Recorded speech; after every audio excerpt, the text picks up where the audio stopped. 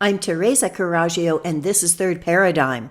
Today, my topic is Adolf wasn't a German. And I don't call him Hitler because although we don't know his patrilineal name, we know for certain that it was not Hitler. I'm continuing in this vein because of readers like Annika B., who ask the deep questions that encourage me to keep on doing the research. This was just in time for an interview I did on Friday the 13th with Germ Warfare, and that will be aired on UK Column this week. This was perfect because it enabled me to make a firm conclusion. Now, for that interview, which was at 6 a.m. my time since he's in South Africa, there were some technical snafus that I would like to blame on Friday the 13th or on the Riverside Gremlins, the podcast service that he was using, which are based out of Tel Aviv, considering our topic. But really, I think that was probably because I had my microphone with the jack to the headphones plugged into it and not the computer. However, something that I absolutely can blame on Friday the 13th is that as I was recording, I was debating whether to do this in the Garage Mahal, where I am now, or in the house, which you can see in the background. And I decided on the Garage Mahal. After this interview, I went inside, and there was a large glass tree of life that I had above my stairwell. And somehow it had come unattached from just a failure of the manufacturer's glue, flipped over, hit this wall, flipped back again, bumped all the way down the stairs, and ended up perfectly intact. But instead of being a printed stained glass, it now is like a mosaic where there are all these little shattered pieces that still stayed together. And I thought at first, this is a very ominous sign. I have just shattered the tree of life. What have I done giving this interview? And then what I realized that what shattered was not the tree. What shattered was the facade, the web of lies, of glass, the overlay. And instead, what it shows now is this crackle pattern that demonstrates that this is something that has been imposed. And from the one point of impact that happened where I didn't even absorb this trauma because I didn't even hear this. Imagine if this had happened in the middle of the interview and how disruptive that would have been. But I went in and the damage had already been done with not even a doorway closing or a step on the stairs. No vibration whatsoever to make the glue give at that exact moment. And I look at where the impact is and I think that's how everything we do goes, where it spreads this influence that we don't even know about, that reaches every single edge, if you can call a circle an edge of this tree of life. Everything we do has more of a ripple effect than we have any idea of. And that's the lesson I'm taking from Goddess. At the beginning of the interview, Germ asked me about myself, and I said, I'm a housewife, just trying to figure things out for myself. And afterwards, I was kicking myself, and I said, should I have been downplaying who I am? And my daughter said, if you can do that, and then contradict it with how much research you've got on this, that is actually the perfect segue, because what it shows is that I'm not trying to convince anyone on the basis of my credentials or my authority. I'm presenting facts, and everyone can and should check those facts for themselves and let me know if I've got my facts wrong. Other than that, if you don't agree with my conclusions, what you have to argue with is my logic, my ability to think for myself. I don't believe that anyone can tell us we don't have the right to think for ourselves, especially if you're just a housewife and you're not trying to prove anything to anyone. So, here is my firm conclusion. I am 100% convinced that Adolf was a Rothschild agent, and I will give a 50% probability that he was a Rothschild. The other 50% being that his mother was his father's niece, which has a lot going for it since they called each other uncle and niece throughout their life. So that is a reasonable hypothesis to consider. Let's look at the timeline. So this timeline will cover 4 countries, 3 generations of 3 families, and 2 world wars. Let's start with the birth of 5 barons and a bastard. In 1836, in the most widely circulated international weekly out of Baltimore, Baron Rothschild is named Messiah and King of Judah. Above kings, emperors, and republics, no cabinet moves without their advice bringing war or peace. And I'll be reading that later in this podcast. Adolf's grandmother, Maria Schicklgruber, is impregnated with his father, Alois, supposedly by a 19-year-old in a Jewish family she worked for in Graz, Austria, who signed their letters and financial support for Alois as Frankenbergers. This is discredited because no Jews are allowed to live in Graz at that time. An AI search for Rothschilds in Graz says, "You conspiracy theorist?" But when the Nazis nationalized their estate and art collection, the Rothschilds are said to have historical ties to Graz, having come there from Frankfurt, the literal meaning of Frankenberger. Now let's go back to 1817, which is when a 19-year-old who could have impregnated Maria Schicklgruber would have been born. What I find out is that no notable Rothschilds were born in that year. Now, this is a curious thing that of the original dynastic family, all the women seem to be throwaways, even though the Hebrew idea is that it is the women who carry the DNA, but all the intermarriage that happens between the dynasties of the sons. So it seems to be maybe more about keeping the money in the family rather than the DNA. That year is notable to the Rothschilds because Nathan builds their fortune by selling the British bond market at a 40% profit, which he had bought up 2 years prior. To whom did he sell? And how is that profit possible? Other than being bought with money that he loaned. There's no public or person who's going to be able to match that and buy that all up. This is also the year Emperor Francis I of Austria made the 5 sons of Mayer Amschel Rothschild, Amschel, Solomon, Nathan, Karl, and James, into barons with hereditary titles as permanent members of the international nobility, 5 interlocked dynasties instead of 1. Amschel, who takes over the dynastic seat of Germany, dies without children.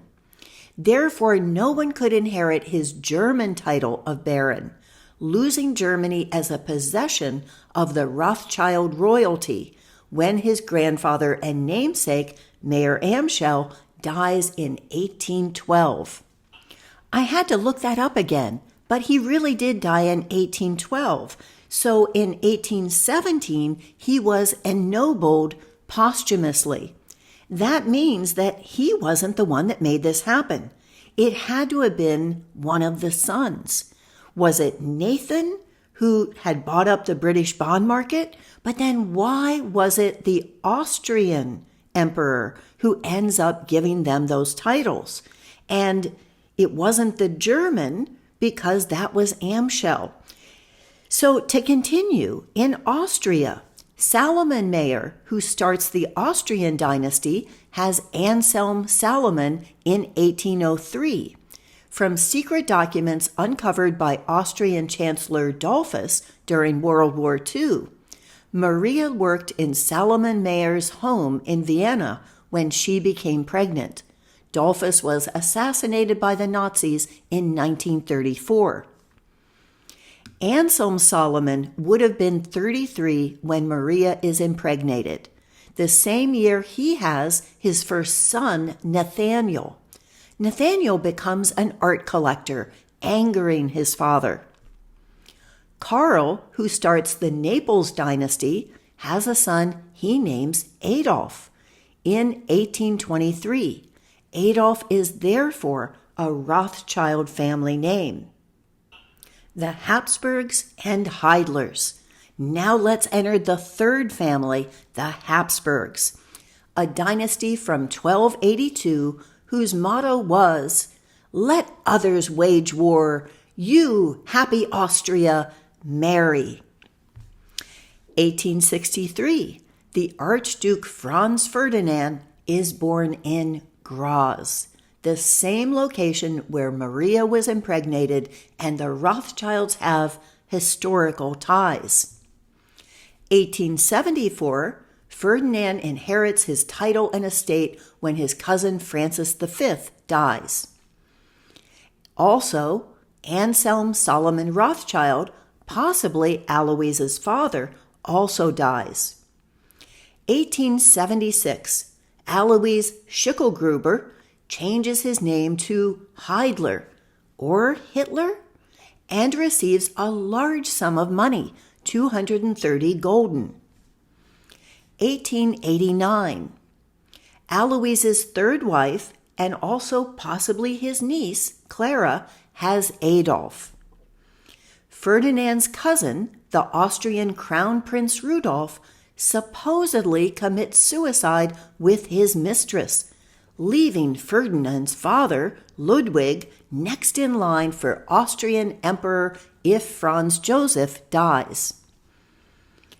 1896, Ludwig dies of typhoid after coming back from Palestine and Egypt, supposedly from drinking contaminated Jordan waters, leaving Ferdinand as the emperor's successor. Franz Joseph is senile but lives. Ferdinand has radical ideas for federalizing Austria and creating better relations between Slavic people. 1900, Ferdinand renounces the ability for any future children to inherit his title in order to marry Sophie, a lady-in-waiting with whom he'd been in love for 6 years. They have 4 children, and he is a devoted husband and father. He breaks with Habsburg tradition and is honorable and loyal to his beloved commoner. Adolf in Vienna. 1905. Adolf goes to Vienna to try to get into art school. He gets rejected twice, the second time without even getting to take the exam. His art is copying postcards of buildings, which doesn't have buyers. 1908.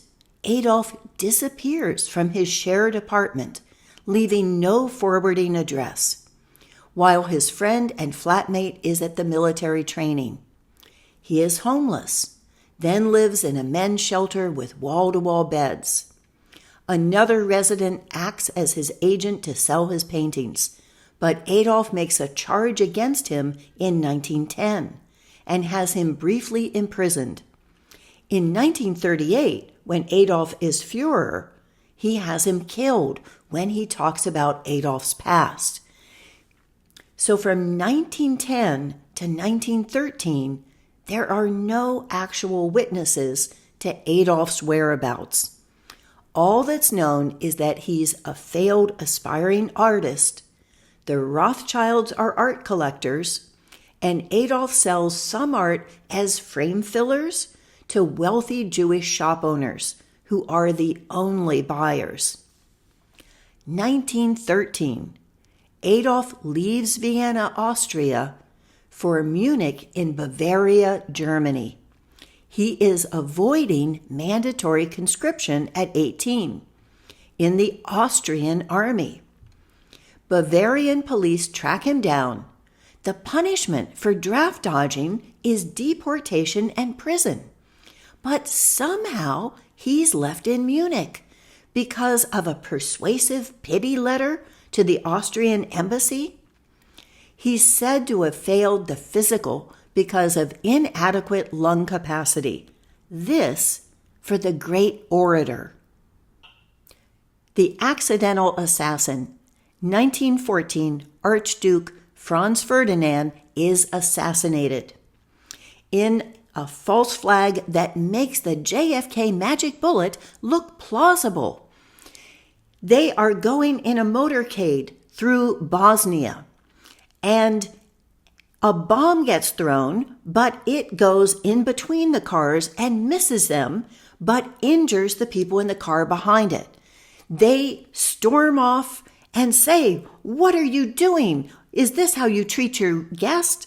And then, after a few toddies, they're talked into going and visiting the injured in another open car. And this motorcade somehow is rerouted, and they end up having to back them all up into this side street where they stall and are stuck between two other cars. And gee, wouldn't you know it, there's this assassin who is just having tea when the opportunity can't be missed, and he shoots Sophie in the stomach and Franz Ferdinand in the neck. Because who wouldn't if all of a sudden the opportunity is just given to you like that by fate? Kaiser Wilhelm's response is something like, "Yeah, we got to do something about those Serbs," which later gets interpreted as a blank check at the Treaty of Versailles, saying that he instigated the entire war. Adolf, after avoiding the Austrian war draft, joins the Bavarian army, which somehow doesn't check his citizenship as a foreigner. He gets a dog, storms some farmsteads, his dog and paintings are stolen, his regiment attacks a small Belgian town where his regiment loses 75% of their 3,500 soldiers. This is later known as the Massacre of the Innocents, where 40,000 newly enlisted German soldiers were lost. Adolf is given an Iron Cross second class for surviving. Adolf becomes a message runner with his weak lung capacity. There's no better position for an Austrian spy than carrying messages between the officers, especially if those officers are in cahoots with the Rothschilds. He is known to Generals Ludendorff and Hindenburg. 1916. Kaiser Wilhelm has effectively won the war and offers peace with no annexation or reparations. And this, by the way, has been scrubbed from the internet. When you ask AI, you can't word it in any way that will get you an affirmative response. There are only a half dozen sources that the AI is pulling from, and none of those have this fact. That, of course, as we all know by this point, ends up getting rejected because the Balfour Declaration is a deal made where Rothschild agrees that he will get the U.S. to join the war and talks England and France into not accepting that very generous deal, which, of course, the Rothschilds would have hated because they had loaned all the money to Germany for that war, and they would have gotten nothing back if there were no annexations and reparations. In 1918, Adolf is awarded the Iron Cross First Class, rare for a foot soldier, on the recommendation of a Jewish lieutenant. So he's selling his art to wealthy Jews in Vienna, and it is a Jewish lieutenant who recommends him for this unusual honor. There is no reason that he has any bias against Jews. He is attacked with mustard gas and in a Prussian hospital when Germany is defeated, conveniently. Before moving on, let me read you that news article from 1836 to see how the Rothschilds were perceived at the time. This was a weekly called Niles, and it was the most widely circulated magazine of the time, and it was out of Baltimore. They wrote this about the Rothschilds' influence on international high finance. The Rothschilds are the wonders of modern banking. We see the descendants of Judah, after a persecution of 2,000 years, peering above kings, rising higher than emperors, and holding a whole continent in the hollow of their hands. The Rothschilds govern a Christian world. Not a cabinet moves without their advice. They stretch their hand with equal ease, from Petersburg to Vienna, from Vienna to Paris, from Paris to London, from London to Washington. Baron Rothschild, the head of the house, is the true king of Judah, the prince of the captivity, the Messiah so long looked for by this extraordinary people. He holds the keys of peace or war, blessing or cursing. They are the brokers and counselors of the kings of Europe and of the Republican chiefs of America. What more can they desire? 1918, the war is over. Soldiers are being dismissed. But these have been the best years of Adolf's life, and so he doesn't want to be dismissed. So when there is an altercation, he denounces another of the liaisons as a revolutionary, and who knows what happens to that person. He ends up being recruited into, and possibly already was, a member of the Propaganda and Intelligence Division under Karl Mayr, who says later in a memoir that he wrote that he was told to do that by General Ludendorff. Adolf goes in, and one of his first acts is to write what is called the Gemlich letter to a soldier named Adolf Gemlich, and he does this under Karl Mayr's specific instruction and direction and mentorship. So let me read that famous letter to you. Highly esteemed Gemlich, if the danger represented by the Jews today finds expression in the undeniable dislike of them felt by a large section of our people, the cause of this dislike is on the whole not to be found in the clear recognition of the corrupting activity of the Jews, generally among our people, whether conscious or unconscious. It originates mainly through personal relationship, and from the impression left behind him by the individual Jew, which is almost invariably unfavorable. Antisemitism thereby acquires only too easily the character of being a manifestation of emotion. But this is wrong. Antisemitism as a political movement must not be, cannot be, determined by emotional criteria, but only through the recognition of facts. The facts are as follows. First, the Jews are definitely a race and not a religious community. The Jew himself never classes himself as a Jewish German, a Jewish Pole, a Jewish American, but only a German, a Polish, an American Jew. From the foreign nations in whose midst he lives, the Jew has adopted very little more than their language.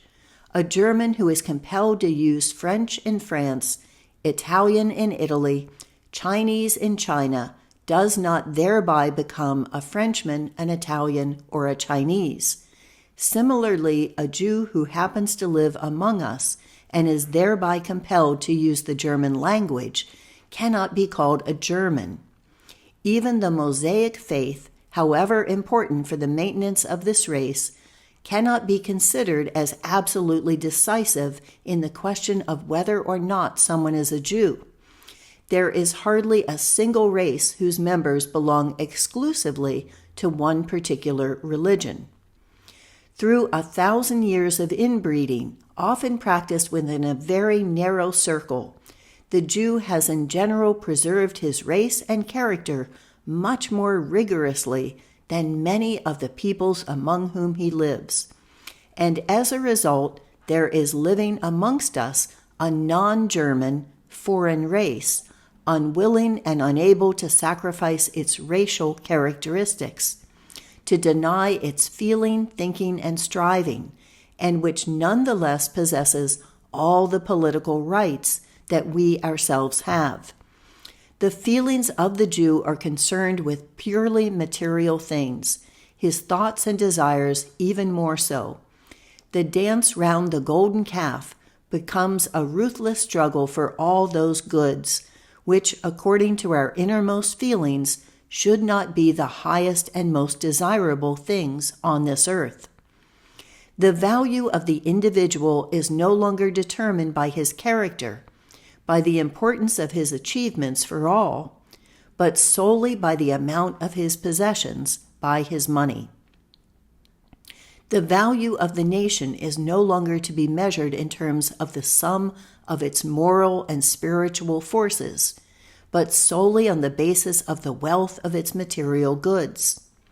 From this feeling emerges that concern and striving for money, and for the power which can protect it, which makes the Jew unscrupulous in his choice of means, ruthless in his use of them to achieve this aim.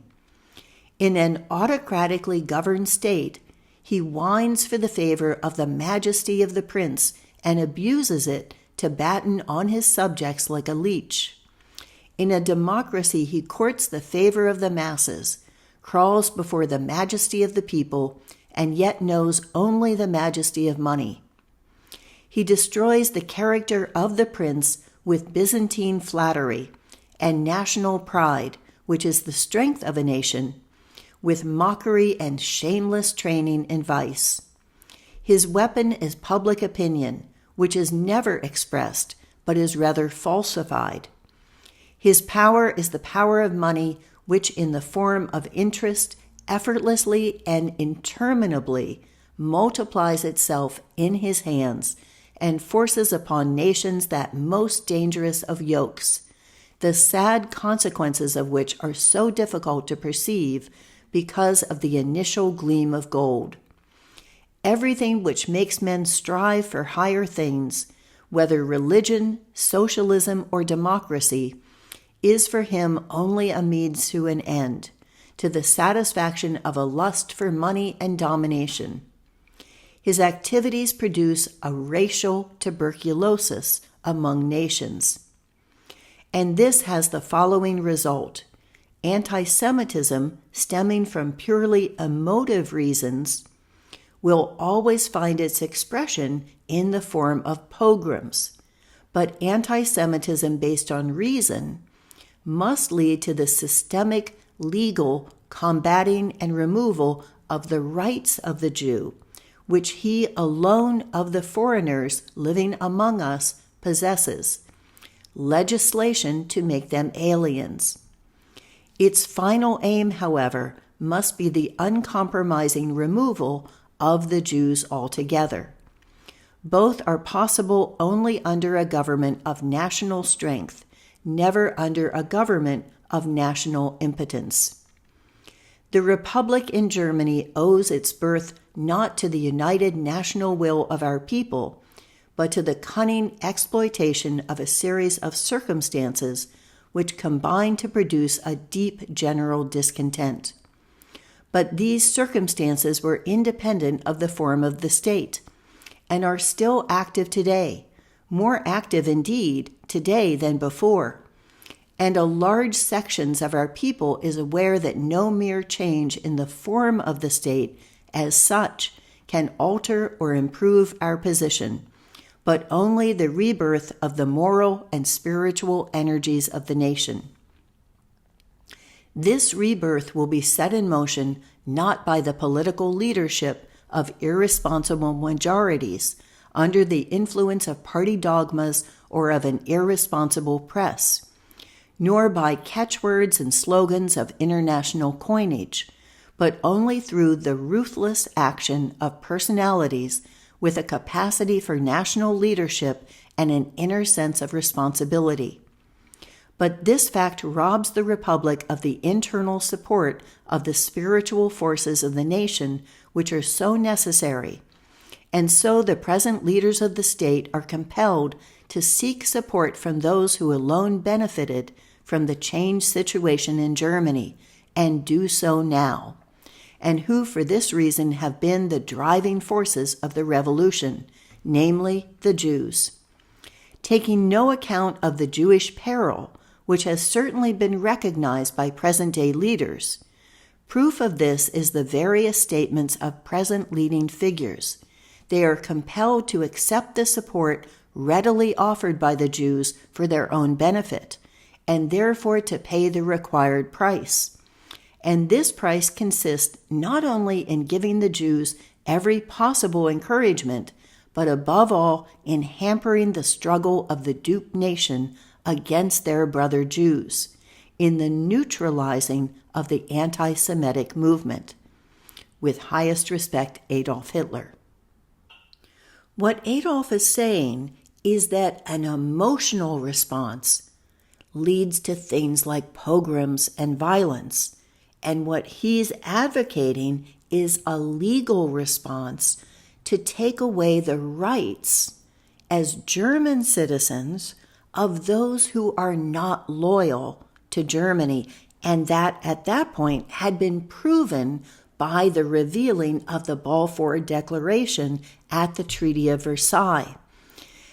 This operates somewhat like AI does in terms of controlling opposition, because this would have been a very popular sentiment, especially among the German Workers' Party, which was led by people by Gottfried Feder. And they did not want rearmament. What they wanted was a legal response that then separated out those who were loyal to Germany and those who were not. So that ended up being something that enabled him to infiltrate the DAP and then to make an impassioned speech which was against the idea that Bavaria should separate from Germany and join with Austria. That may have been a move that would have protected them in a lot of the backlash from World War I, but he made a speech against it. So again, as an Austrian, it's very curious. And then in 1925, he renounces his Austrian citizenship so that he is not deported. It isn't until the year before he becomes appointed as Reichskanzler that he finally becomes a German citizen.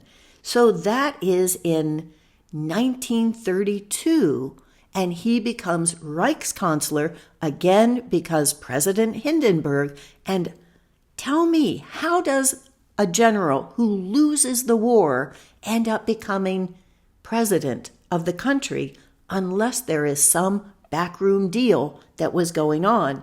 He is paid 3 million Reichsmarks in order to make Adolf Reichskanzler. That seems very fishy to me.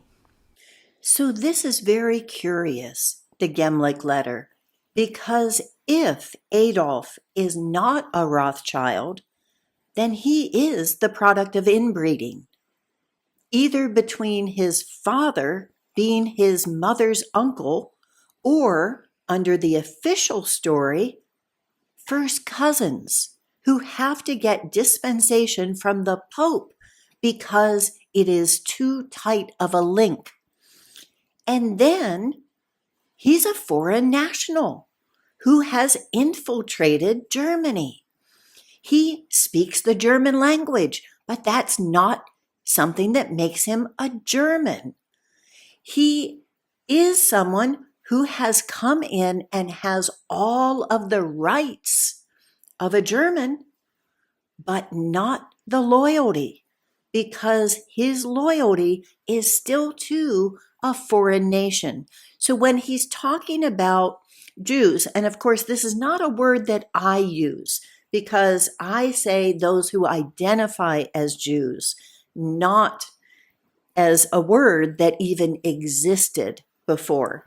So when he's talking about that and saying, oh, it's not a religion, it is a race, is his race Austrian? Because that's not the country that he's in.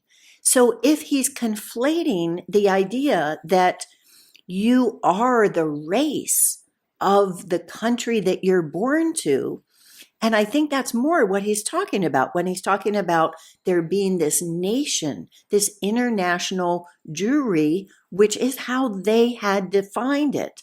And that this was the prince, the king of Judah, that this was a country that superseded the loyalty to Germany. But Adolf himself is someone who has infiltrated and who not only has taken the rights, but who then ends up becoming the king of the entire country. These are things that sabotaged the entire German movement for sovereignty. They were not mistaken. They had been betrayed. And this betrayal continued.